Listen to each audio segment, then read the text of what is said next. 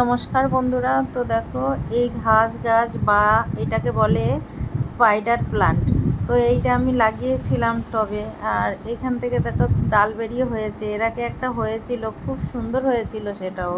তো আমি কেটে লাগিয়েছিলাম, কিন্তু একটা ভুল হয়ে গেছে। আমি এই থোকাটাকে কেটে কেটে লাগিয়েছিলাম বলে গাছটা হয়নি। তো এইবার দেখো কেটে নিয়েছি, আর এইভাবে থোকাই লাগাতে হয়। কিন্তু এইটাকে যদি ভেঙে লাগানো হয়, অনেকগুলো, আপনি ভাবছেন অনেকগুলো আছে এগুলোকে কেটে কেটে লাগাবো, তাহলে কিন্তু গাছটা মরে যাবে। তো দেখো এই স্পাইডার প্লান্টটাকে আমি এখন ছোট্ট একটা বাক্সে লাগিয়ে দিচ্ছি, আর এইটা আমি ঘরে রেখে দেবো, যার জন্য ওর মধ্যে লাগাচ্ছি। তো কি সুন্দর লাগছে না, ঘরে রাখলে তার সৌন্দর্যটাই কিন্তু আলাদা। তো দেখো এখন মাটিতে লাগিয়ে দিলাম, আর অল্প অল্প করে জল দেব। আমি একসাথে বেশি জল দেব না, হাত দিয়েই অল্প অল্প করে জল দেব, যেহেতু উপরে উপরে লাগিয়েছি আর বেশি মাটির গভীরে লাগাইনি।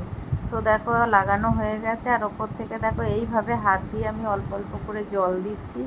তো আমার এই প্ল্যান্টটা কেমন লাগছে কমেন্ট করে জানিও, আর তোমাদের কীরকম লাগে ইনডোর প্ল্যান্ট কমেন্ট করে জানাবে।